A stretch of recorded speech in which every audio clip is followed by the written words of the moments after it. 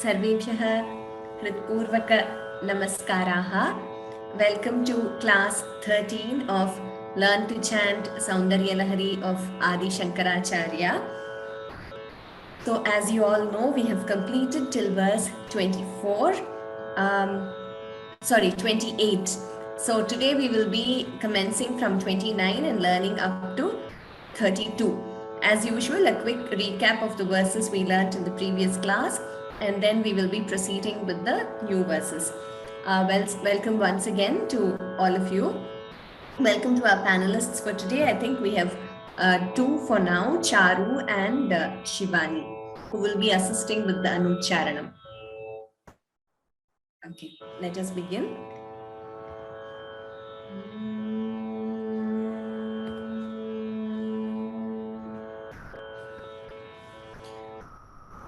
गुरुरेव गतिर्गुरुमेव भजे,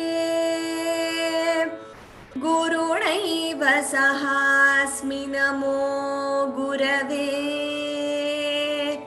न गुरोः परमं शिशुरस्मि गुरोः, मतिरस्ति गुरौ मम पाहि गुरो. श्रुतिस्मृतिपुराणानामालयं करुणालयं नमामि भगवत्पादशङ्करं लोकशङ्करम्. सौन्दर्यलहरी कर्त्रे सर्वमङ्गलदायिने, शङ्कराचार्यवर्याय यतिराजायते नमः.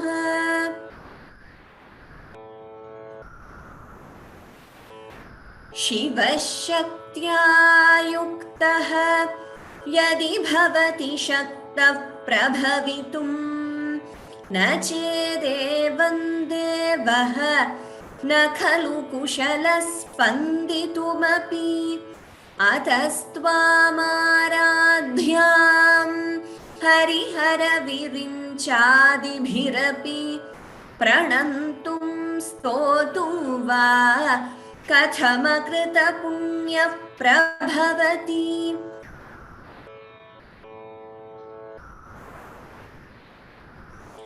त्रयाणां देवानां त्रिगुणजनितानां तव शिवे, भवेत् पूजा पूजा तव चरणयोर्या विरचिता.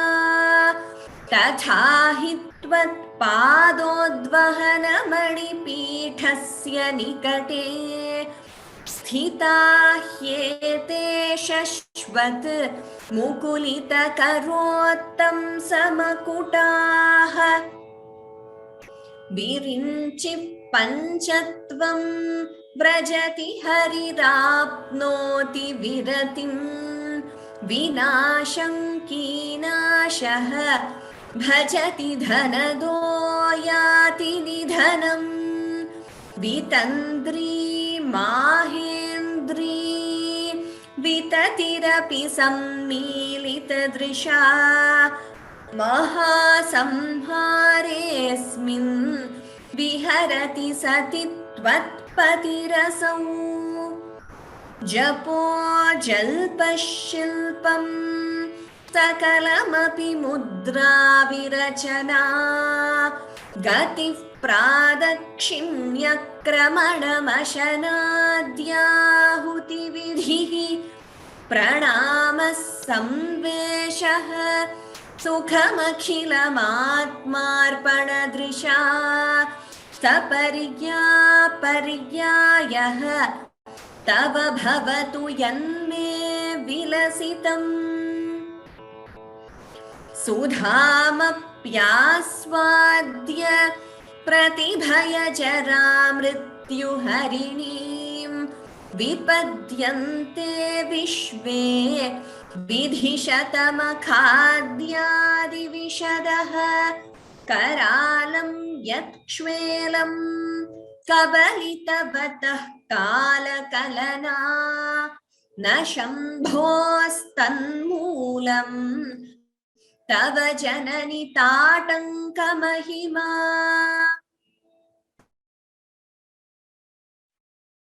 Okay, now we will begin with 29th verse. Shivani.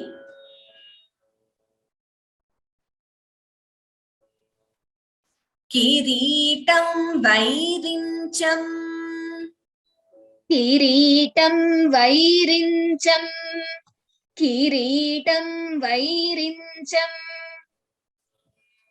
परिहर पुरः कैटभभिदः परिहर पुरः कैटभभिदः परिहर पुरः कैटभभिदः कठोरे कोटीरे कठोरे कोटीरे कठोरे कोटीरे स्खलसि जहि जम्भारि मकुटम् स्खलसि जहि जम्भारि मकुटम् स्खलसि जहि जम्भारि मकुटम् प्रणम्रेष्वेतेषु प्रणम्रेष्वेतेषु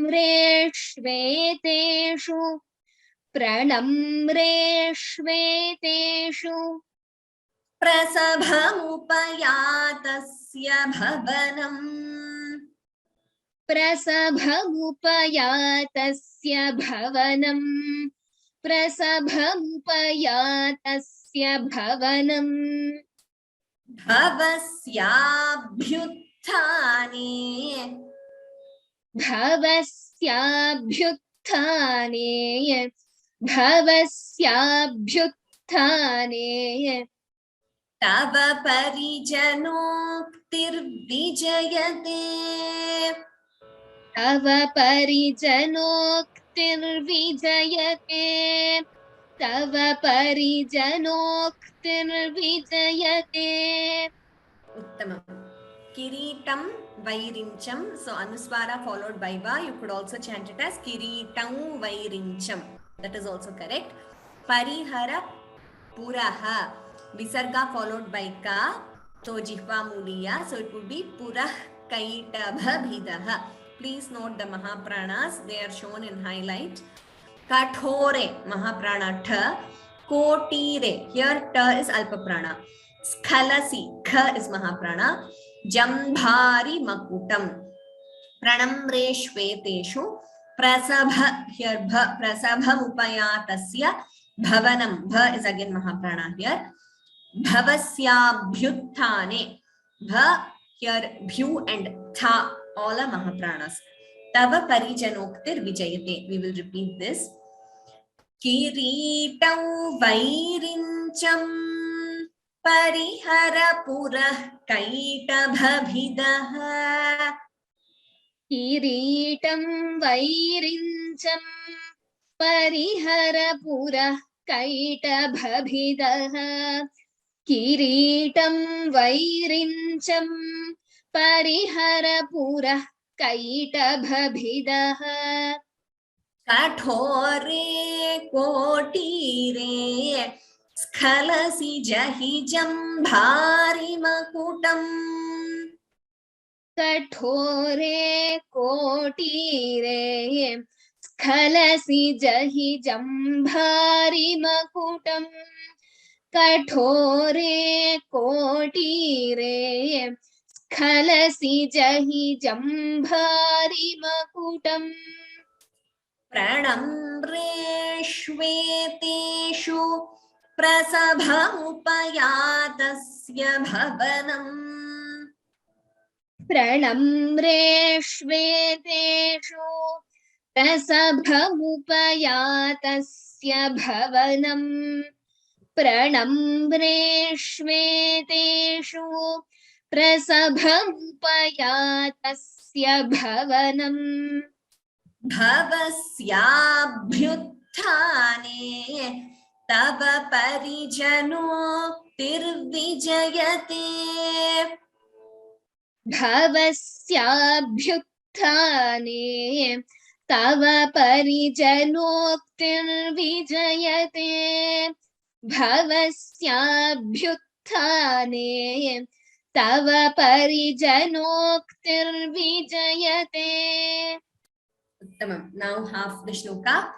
Kireetam vairincham parihara purah kaitabhabidah kathore kotire skhalasi jahijam bhari makutam.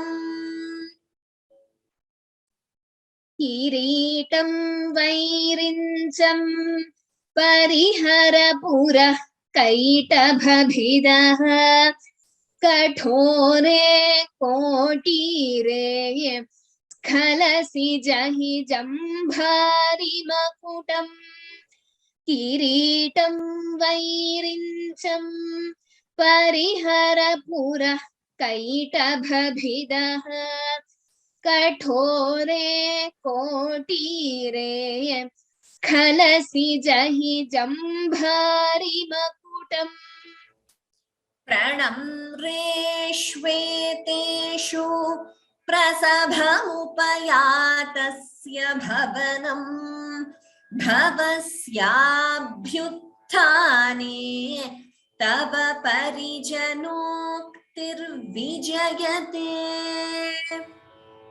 प्रणम्रेष्वेतेषु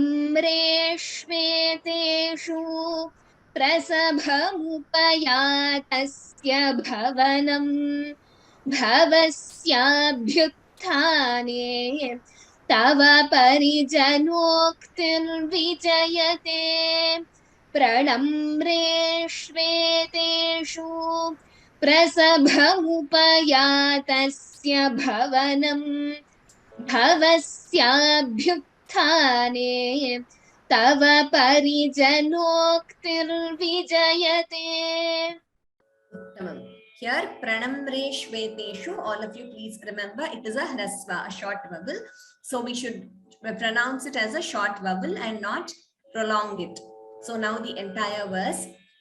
Kireetam vairincham parihara kaitabhabidah kathore kotire स्खलसि जहिजं भारिमकुटं प्रणम्रेष्वेतेषु प्रसभमुपयातस्य भवनम् भवस्याभ्युत्थाने तव परिजनोक्तिर्विजयते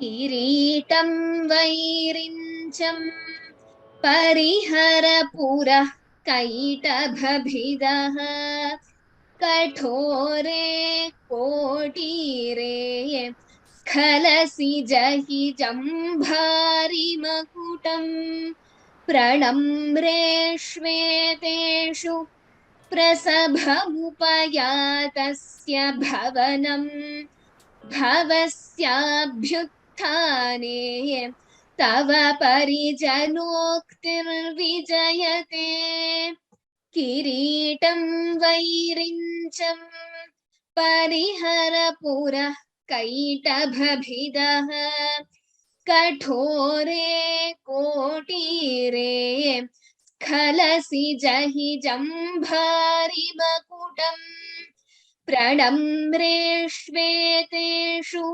प्रसभमुपयातस्य भवनम् भवस्याभ्युत्थाने तव परिजनोक्तिर्विजयते. Tamam, very well chanted, Shivani. Before we move to the next verse, there is a question many of you have asked. Is it Makutam or Mukutam? My lesson, which is taught by my guru, is Makutam. And this is what we follow here. But I think in some versions, it is given as Mukutam. So one of you mentioned that in the translation course in Vyoma, it's given as Mukutam. And another attendee said that you have in Kannada, it's given as Mukutam. So I mean, the meaning as such doesn't change, but I will, once again, I will get back to scholars on this and find out if there is a preference, whether it should be Makutam or Mukutam. Like I said, what our gurus have taught us is Makutam. But I will definitely find out about this and clarify if there is any preference for either Makutam or Mukutam.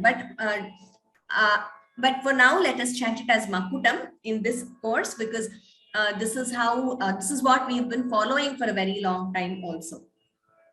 So, and next doubt was whether it is Kalasi. It is not Kalasi, it is Kalasi. Sa and Ka together.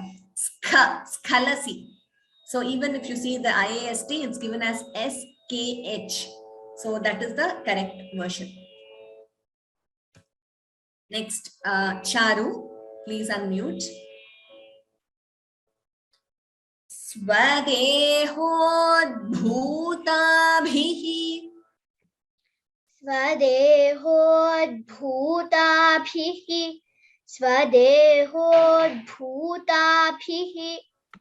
घृणिभिरणिमाद्याभिरभितः. घृणिभिरणिमाद्याभिरभितः. घृणिभिरणिमाद्याभिरभितः. निषेव्ये नित्ये त्वाम्. निषेव्ये नित्ये त्वाम्. निषेव्ये नित्ये त्वाम्. अहमिति सदा भावयति यः. अहमिति सदा भावयति यः. अहमिति सदा भावयति यः. किमाश्चर्यं तस्य. किमाश्चर्यं तस्य. किमाश्चर्यं तस्य. त्रिनयन समृद्धिं तृणयतः. त्रिनयन समृद्धिं तृणयतः. त्रिनयन समृद्धिं तृणयतः. महासंवर्ताग्निः. महासंवर्ताग्निः. महासंवर्ताग्निः. विरचयति नीराजनविधिम्. विरचयति नीराजनविधिम्. विरचयति नीराजनविधिम्. उत्तमम्.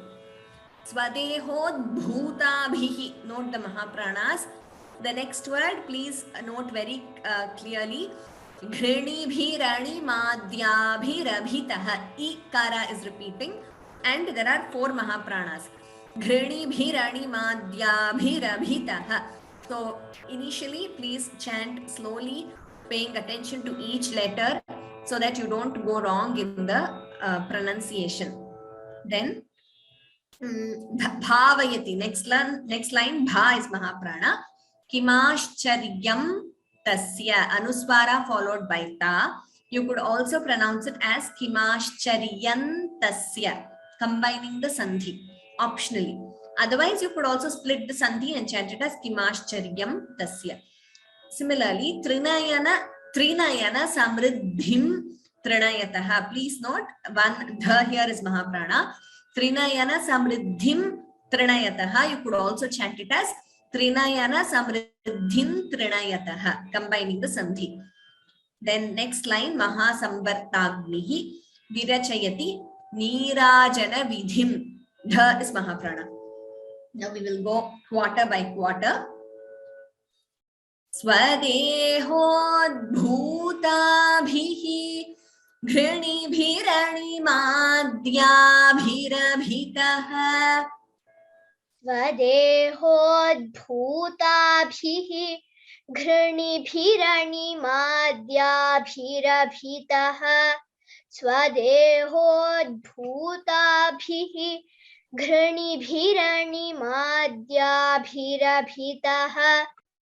निषेव्ये नित्ये त्वाम् अहमिति सदा भावयति यः निषेव्ये नित्ये त्वाम् अहमिति सदा भावयति यः निषेव्ये नित्ये त्वाम् अहमिति सदा भावयति यः किमाश्चर्यं तस्य त्रिनयन समृद्धिं तृणयतः किमाश्चर्यं तस्य त्रिनयन समृद्धिं तृणयतः किमाश्चर्यं तस्य त्रिनयन समृद्धिं तृणयतः महासंवर्ताग्निः विरचयति नीराजनविधिम् महासंवर्ताग्निः विरचयति नीराजनविधिम् महासंवर्ताग्निः विरचयति नीराजनविधिम् उत्तमम्. Now half a verse. स्वदेहोद्भूताभिः घृणिभिरणिमाद्याभिरभितः निषेव्ये नित्ये त्वाम् अहमिति सदा भावयति यः स्वदेहोद्भूताभिः घृणिभिरणिमाद्याभिरभितः निषेव्ये नित्ये त्वाम् अहमिति सदा भावयति यः स्वदेहोद्भूताभिः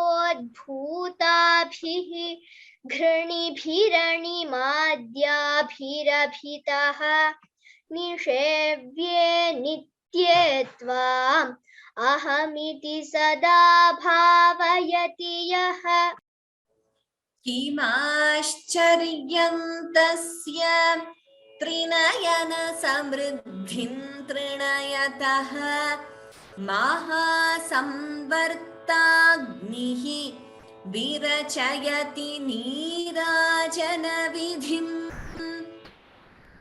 किमाश्चर्यं तस्य त्रिनयन समृद्धिं तृणयतः महासंवर्ताग्निः विरचयति नीराजनविधिम् किमाश्चर्यं तस्य त्रिनयन समृद्धिं तृणयतः महासंवर्ताग्निः विरचयति नीराजनविधिम् Now entire verse. स्वदेहोद्भूताभिः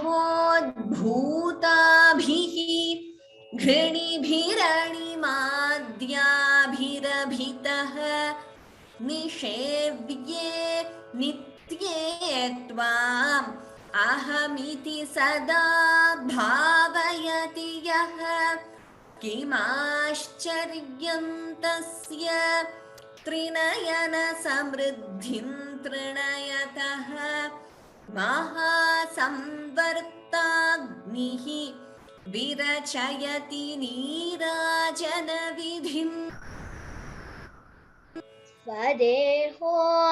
स्वदेहोद्भूताभिः घृणिभिरणिमाद्याभिरभितः निषेव्ये नित्ये त्वाम् अहमिति सदा भावयति यः किमाश्चर्यं तस्य त्रिनयन समृद्धिं तृणयतः महासंवर्ताग्निः विरचयति नीराजनविधिम् स्वदेहोद्भूताभिः घृणिभिरणिमाद्याभिरभितः निषेव्ये नित्ये त्वाम् अहमिति सदा भावयति यः किमाश्चर्यं तस्य त्रिनयन समृद्धिं तृणयतः महासंवर्ताग्निः विरचयति नीराजनविधिम्. Tamam, Charu, well chanted. Next one, Shivani.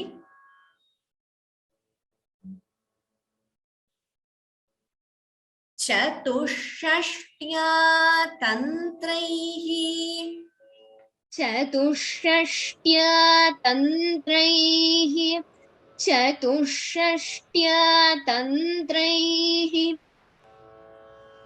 सकलमतिसन्धाय भुवनम् सकलमतिसन्धाय भुवनम् सकलमतिसन्धाय भुवनम् स्थितस्तत्तत्सिद्धिप्रसव परतन्त्रैः स्थितस्तत्तत्सिद्धिप्रसव परतन्त्रैः स्थितस्तत्तत्सिद्धिप्रसव परतन्त्रैः पशुपतिः पशुपतिः पशुपतिः पुनस्त्वन्निर्बन्धात् पुनस्त्वन्निर्बन्धात् पुनस्त्वन्निर्बन्धात् अखिल पुरुषार्थैकघटना अखिल पुरुषार्थैकघटना अखिल पुरुषार्थैकघटना स्वतन्त्रं ते तन्त्रम् स्वतन्त्रं ते तन्त्रम् स्वतन्त्रं ते तन्त्रम् क्षितितलमवातीतरदिदम् क्षितितलमवातीतरदिदम् क्षितितलमवातीतरदिदम्. Tamam. Before I move on to the Mahapranas, etc. about this verse, I want to share that Sundar Rajan Mahodaya and a few others have said that both Shivani and Charu are chanting really well. So congratulations to both the panelists, and I completely agree with all of you. They're doing a great job with respect to the pitch and the pace and everything. So thank you very much, Shivani and Charu. I thought I will share this with the larger group because some of you had shared that in chat. So this was 31. Chatushashtya tantraihi. Sha, and please note sha, sha. So this is a samyuktaksharam. And again, shta here. So chatushashtya tantraihi. Sakala mati sandhaya. Dha is Mahaprana. Bhuvanam. Bha is also Mahaprana. Next line, please note very carefully. Sthitas tattat siddhi prasava paratantraihi. So we cannot pause anywhere. Sthitas tattat siddhi prasava. Siddhi prasava dvitvam here. So second p is heard. Siddhi prasava paratantraihi pashupatihi. So I stopped at paratantraihi for you to understand it better the first time, but when we chant the entire line, we don't pause there also. So visarga followed by pa upadhmaniya, it would be sthitas tattat siddhi prasava paratantrai pashupatihi. So now we will be chanting like that. Next, punastvan nirbandhat, dha is Mahaprana. Akhila, kha is Mahaprana there. Purusharthaika, tha is Mahaprana. Ghatana, gha is Mahaprana. And you see a hyphen here, it means it is continuing. It's a samasta padam continuing to the next line also. So we do not pause there, only for your convenience. First time I paused. So we chanted together as Akhila Purusharthaika Ghatana Swatantram. So we don't pause after the third line. Swatantram te. So optionally you could combine the anuswara with te. Chant it as swatantrante. That is combining the sandhi. Or you could also chant the anuswara completely as swatantram te. Both are correct. So let us repeat one pada at a time. That is one quarter at a time. चतुष्षष्ट्या तन्त्रैः सकलमति सन्धाय भुवनम्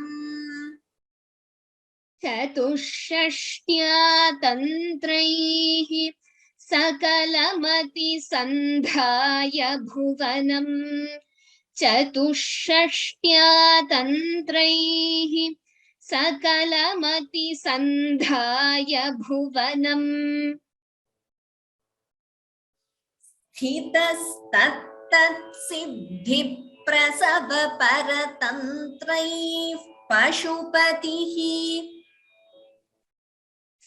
स्थितस्तत्तत्सिद्धिप्रसव परतन्त्रैः पशुपतिः स्थितस्तत्तत्सिद्धिप्रसव परतन्त्रैः पशुपतिः पुनस्त्वन्निर्बन्धात् अखिल पुरुषार्थैकघटना स्वतन्त्रं ते तन्त्रम् पुनस्त्वन्निर्बन्धात् अखिल पुरुषार्थैकघटना स्वतन्त्रं ते तन्त्रम् पुनस्त्वन्निर्बन्धात् अखिल पुरुषार्थैकघटना स्वतन्त्रं ते तन्त्रम् क्षितितलमवातीतरदिदम् क्षितितलमवातीतरदिदम् क्षितितलमवातीतरदिदम्. Yes, so some versions have it as Sakalam Abhisandhaya Bhuvanam. So I have also heard that some versions have it as Abhisandhaya instead of Sakalamati. This also I will clarify in the next class whether there is any preference to chant it in a particular way. But Abhisandhaya is also correct. But I will see if there is any preference to chant it in a particular way and I will let you know. Now we will do half verse at a time. चतुष्षष्ट्या तन्त्रैः सकलमति सन्धाय भुवनम् स्थितस्तत्तत्सिद्धिप्रसव परतन्त्रैः पशुपतिः चतुष्षष्ट्या तन्त्रैः सकलमति सन्धाय भुवनम् स्थितस्तत्तत्सिद्धिप्रसव परतन्त्रैः पशुपतिः चतुष्षष्ट्या तन्त्रैः सकलमति सन्धाय भुवनम् स्थितस्तत्तत्सिद्धिप्रसव परतन्त्रैः पशुपतिः पुनस्त्वन्निर्बन्धात् अखिल पुरुषार्थैकघटना स्वतन्त्रं ते तन्त्रम् क्षितितलमवातीतरदिदम् पुनस्त्वन्निर्बन्धात् अखिल पुरुषार्थैकघटना स्वतन्त्रं ते तन्त्रम् क्षितितलमवातीतरदिदम् पुनस्त्वन्निर्बन्धात् अखिल पुरुषार्थैकघटना स्वतन्त्रं ते तन्त्रम् क्षितितलमवातीतरदिदम्. One small thing to note here, all of you, Akhila Purusharthaika Ghatana Swatantram. So here Ghatana is a Dirgha na. So even though we don't pause there, we should retain that as a Dirgha. and not let it sound as a hrasva or a short letter. So Akhila Purusharthaika Ghatana Swatantram. So that is one thing to note. Now we will repeat the entire verse. Chatushashtya tantraihi sakalamati sandhaya bhuvanam sthitastat siddhi prasava paratantraih pashupatihi punastvan nirbandhat akhila purusharthaika ghatana swatantram te tantram kshititalamavati taradidam. चतुष्षष्ट्या तन्त्रैः सकलमति सन्धाय भुवनं स्थितस्तत्तत्सिद्धि प्रसव परतन्त्रैः पशुपतिः पुनस्त्वन्निर्बन्धात् अखिल पुरुषार्थैक घटना स्वतन्त्रं ते तन्त्रं क्षितितलमवाति तरदिदम्. चतुष्षष्ट्या तन्त्रैः सकलमति सन्धाय भुवनं स्थितस्तत्तत्सिद्धि प्रसव परतन्त्रैः पशुपतिः पुनस्त्वन्निर्बन्धात् अखिल पुरुषार्थैक घटना स्वतन्त्रं ते तन्त्रं क्षितितलमवाति तरदिदम्. Shivani, well done. One question, second line, can we split it? See, like I said, we are not supposed to split, but if you know the constituent words, maybe it would help. So, sthitaha, sthitas, but again, we don't split the sandhi there.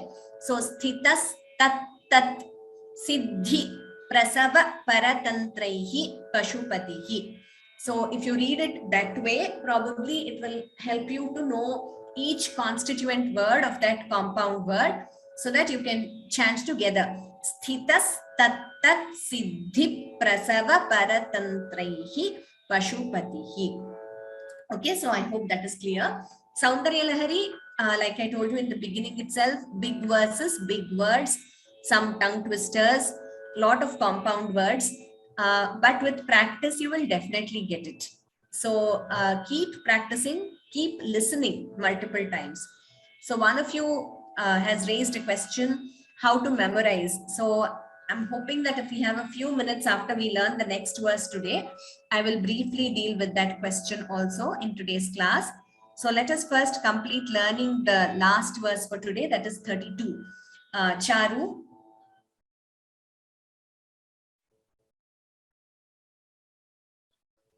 Shiva Shakti Kamaha.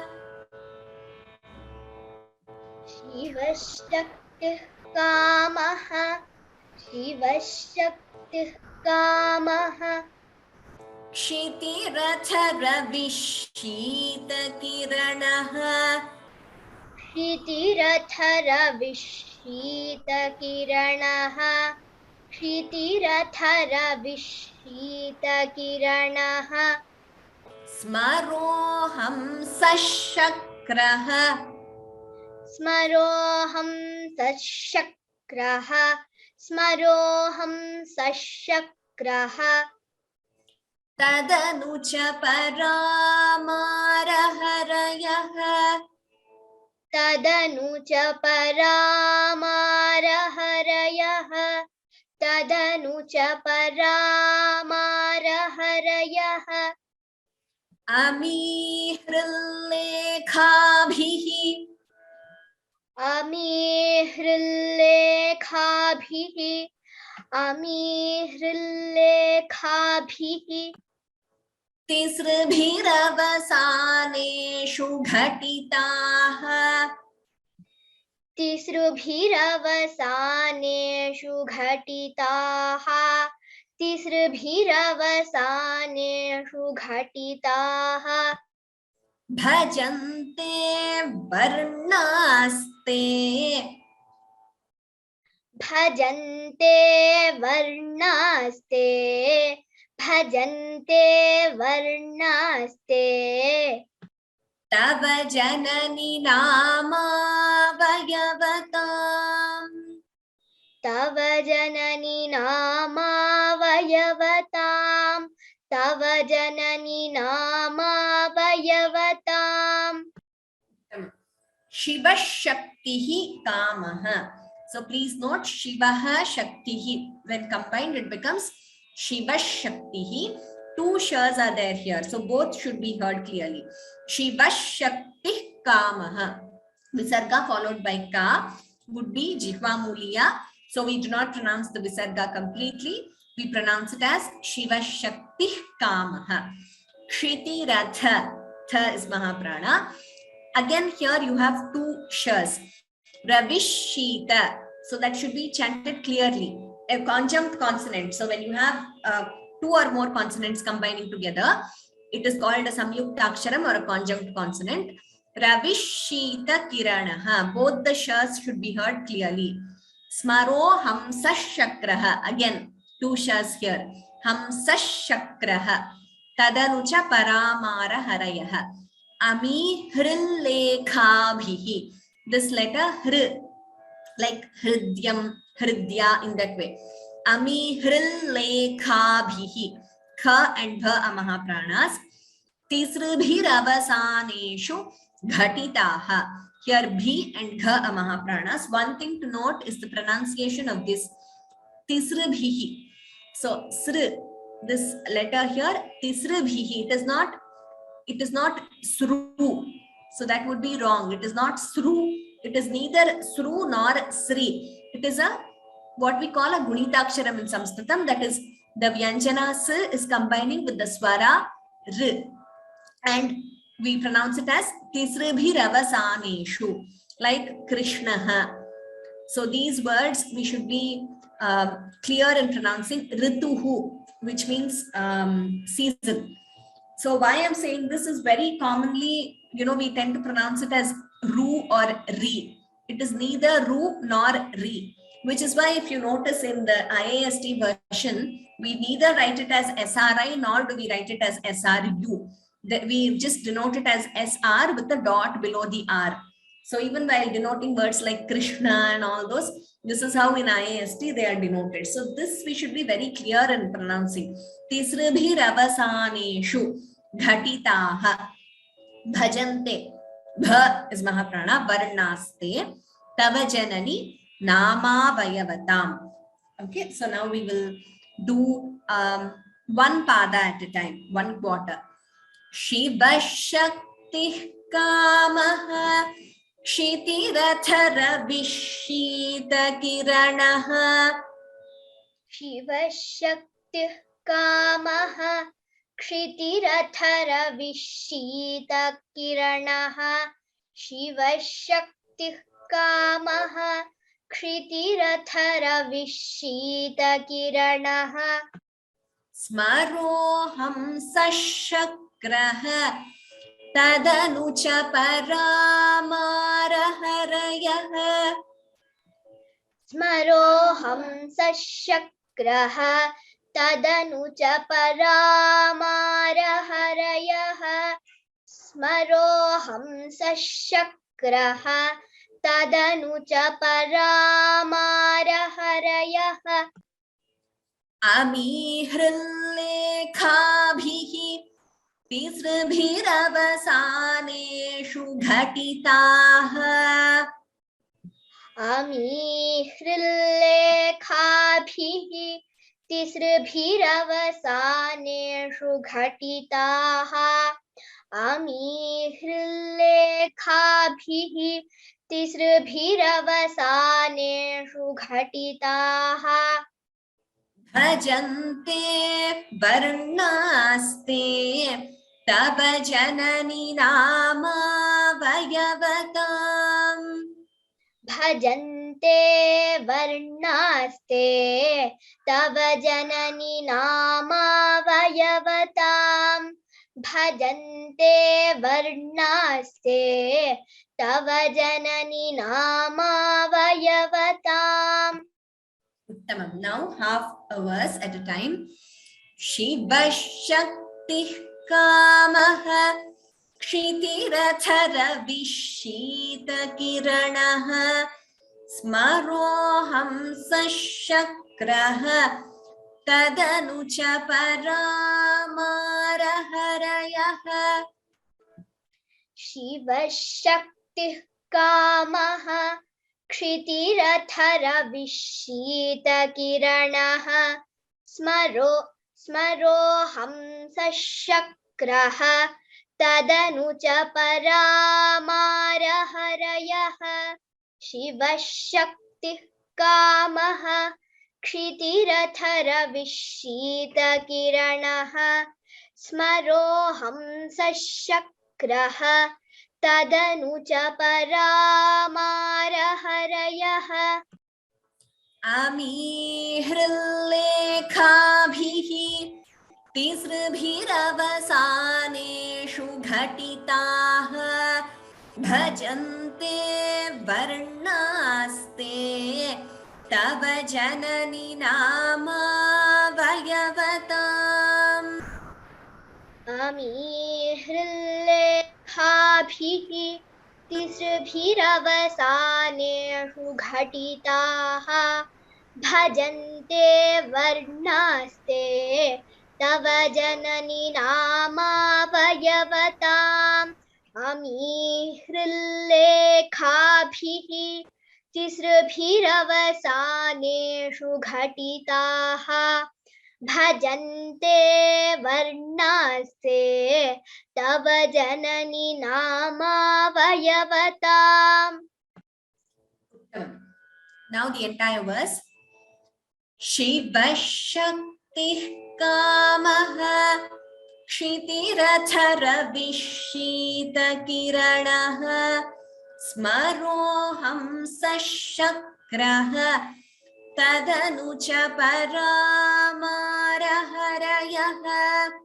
Amihrilekhabhihi Tisribhiravasaneshu Ghatitaha Bhajante Varnaste Tava Janani Namavayavatam. शिवशक्तिः कामः क्षितिरथरविशीतकिरणः स्मरोऽहं सशक्रः तदनु च परामारहरयः. अमीहृल्लेखाभिः तिसृभिरवसानेषु घटिताः भजन्ते वर्णास्ते तव जननी नामावयवताम्.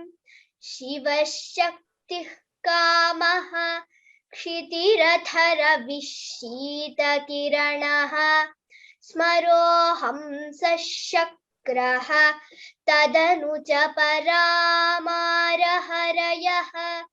अमीहृल्लेखाभिः तिसृभिरवसानेषु घटिताः भजन्ते वर्णास्ते तव जननी नामावयवताम्. Charu, a few doubts. Can we split Tisrubhihi? Okay, see, while we don't split there, Tisrubhir Avasaneshu, we don't split while chanting that. I think in one of the classes I had mentioned that according to each meter, that is Chandas, what we call in Sanskritam, there is a place where we pause. So in this particular meter, which is called Shikharini Chandas, wherever we are supposed to pause. So in a pada, Vishramasthanam, that is where you pause, is called Yati. So there are certain rules for that. And so we only pause where we have that Yati. So here, if you notice, Shiva Shakti Kamaha, Smaroham Sashakraha, Amihrillekhabhihi bhajante varnaste. So there's a denoted number of letters after which we pause. Therefore, we do not pause wherever else. But like I already said, in some verses, we will not be able to pause even there because it is a continuation of a word. So it is a samastha padam. In such cases, we do not pause even there. So the answer is only where we've given you this gap, that is where you have that yati. According to the chandas, we only pause there. And Telugu script, Madhuri Bhagini says, third line, it's given as 3. So is it given as Trisrabhihi? That is, I think, I mean, I've never come across that version, Bhagini. So it is Tisrabhir Avasaneshu. If it is in the Saundarya Lahari Telugu script of Vyoma, I will get it checked because I have not gone through the Telugu script. I've only seen the Devanagari and the IAST versions. So if it is given as 3 in the Telugu script on Vyoma's website, I will get that checked. So it is Tisrabhir Avasaneshu Ghatitaha. Now, before I answer some other questions, general ones, let us quickly revise the 4 verses we have learned today. Kiritam Vairincham Parihara Purah Kaitabhavidah Kathore Kotire Skhalasi Jahi Jambhari Makutam Pranamreshveteshu Prasabhamupayatasya bhavanam bhavasyabhyuthane tava parijanoktir vijayate svadehodbhutabhihi dhrinibhiranimaadyabhirabhitah nishevye Tvam ahamiti sada bhavayati yaha kimascharyantasya trinayana samriddhin trinayataha mahasamvartagnihi virachayati nirajanavidhim Chatushashtya tantraihi sakalamati sandhaya bhuvanam sthitas tattat siddhi prasava paratantraih pashupatihi punastvan nirbandhat Akhila Purusharthaika Ghatana Swatantram Te Tantram Kshiti Talamavati Taradidam Shiva Shakti Kamaha Kshitirathara Vishita Kiranaha Smaroham Sashakraha Tadanucha Paramaraharayah Amihrillekhabhihi Tisrabhiravasaneshu Ghatitaha Bhajante Varnaste Tava Janani Namavayavatam. Okay, so please practice these verses. One question that some of you have joined only today. So the thing is, it's fine. It's absolutely fine. We have the recordings available on YouTube. So you can go to Vyoma's YouTube channels, search for Saundarya Lahari. You will get the recordings there. Another option is to just log into www.sanskritfromhome.org and visit the course page. So you have to register for the course, and I'm sure you all have, otherwise you wouldn't have been able to log in today. So just remember your login credentials, that is important, and sign in with your username and password. Go to Saundarya Lahari page. So there are 2-3 Saundarya Lahari courses, 2 others deal with meaning. This is the ongoing course for chanting. So if you go to this Learn to Chant Saundarya Lahari webinar, you will have the lessons of all the previous classes. So please go through that at your leisure. And the rules of chanting are common. So whatever I keep saying, visarga after ka, visarga before ka, visarga before pa, etc. These keep repeating in multiple verses. Alpa prana, mahaprana. So do not bother that you haven't attended till now. It's absolutely fine. Please continue from now regularly. Just by attending these classes regularly, you will familiarize yourselves with the rules of pronunciation. And the first class, we have dealt with the rules in detail. So please go through that. And then you will have absolutely no problem reciting the other verses also. And if you have any doubts, you can always write to me, and we will also have individual chanting sessions. A few have already been done. We will have more of them. One more thing is, how do we memorize? A very common question. So the first step is Shravanam. So please listen. Keep listening to the recordings. And the advantage of a webinar like this is you have panelists repeating twice. So you can also repeat twice every time the panelists repeat. And I hope you all are doing it parallelly as and when the panelists are repeating. So that way you will learn. And if you keep playing these recordings, YouTube recordings in the background, whenever, with your daily household chores or while driving or anything for that matter, the mind has so much of power that just by listening, you absorb so much. So listening continuously. And that is the first step. Keep listening to it. And many of them, just by listening continuously, they memorize. And the second step is to start reading the verses every day. So please read the verses regularly. So if you read the verses, then also it will help you in memorization. And please ensure that you read correctly, because if you do not read correctly, then you might pick up a wrong pronunciation. So ensure that you listen carefully and read the verses correctly. Then what you should do is to take verse by verse, and in one verse start pada by pada, that is quarter by quarter or maybe half a pada. So Shiva Shakti Kamaha, till there you repeat maybe 2 times, 5 times, 10 times, how many ever times you want. Then go to the next half of the same pada. Kshitirata Ravishita Kiranaha, repeat it. Then come back to the whole pada. Shiva Shakti Kamaha Kshitirata Ravishita Kiranaha. Repeat that. Similarly, do this exercise for all 4 padas. And like we learn in class, then go to half a verse. So from Shiva Shakti Kamaha till Paramarahayaha, you chant and you repeat. Then go to the next half of the verse, 3rd and 4th lines. Then do the entire verse 5 times, 10 times. Initially, you might take longer, but believe me, as you start doing it, you will definitely improve your pace. Each one of us has immense potential. It's just that we have to realize it.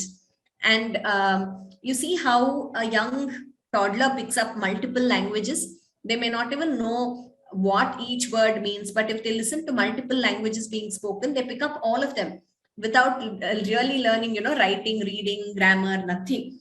Similarly, of course, children have greater grasping ability, but having said that, all of us have a lot of potential and we can definitely memorize, and 100 verses is definitely possible to memorize.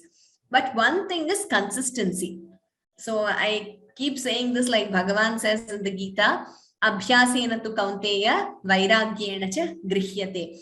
So by the power of abhyasa bala, constant abhyasa, consistently keep practicing with discipline. Then and vairagyena, with the spirit of offering to Bhagavan and our gurus, definitely you will be able to memorize.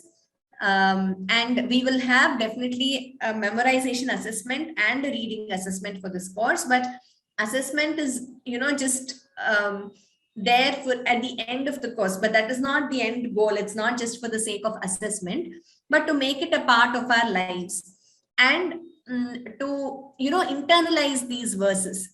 And I must say that the way you experience when you memorize a verse is very deep. It is a very unique experience, because once you memorize the verse and then try to understand the meaning and chant, the effect is very different, because you already have internalized the verse and you're not really searching for what is the next word. So I urge all of you to please start And it is very meditative. All these exercises are very meditative. If you focus and do something, it really helps you. So this is in brief how you can memorize. In the Bhagavad Gita Learn to Chant Gita webinar, which I handled a few months back, we have an entire session dedicated to tips on memorization. Maybe I will share that YouTube video with all of you through email.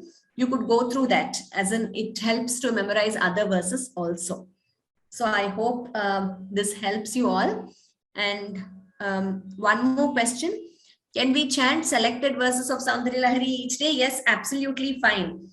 Should it be read sequentially? See, the thing is, if we are doing it as an offering to our gurus and to Bhagavan, it's really okay to chant how many ever verses you want, whichever selected verses you like. Like, for example, Japo Jalpa Shilpam is one of my favorites. So each of us will have those favorite verses. So you could do those verses every day or sequentially. But if you want to memorize all the 100 verses, it is better to just a chart or a table as to how many verses you want to do per day, how many verses you want to memorize per day. And then you could go sequentially if you want to memorize all 100.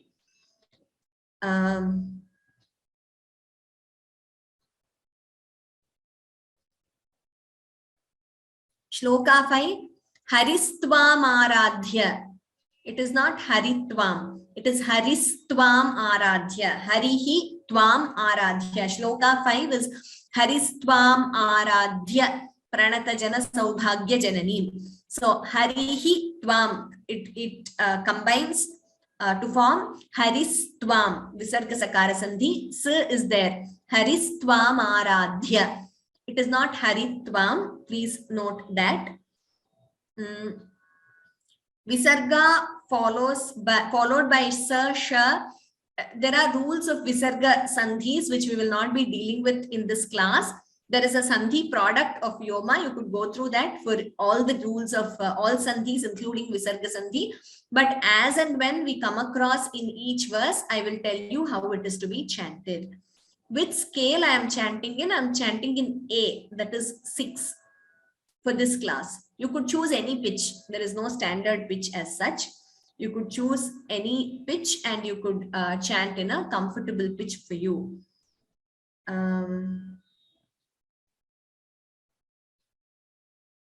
Okay, so we will conclude with Shanti Mantraha.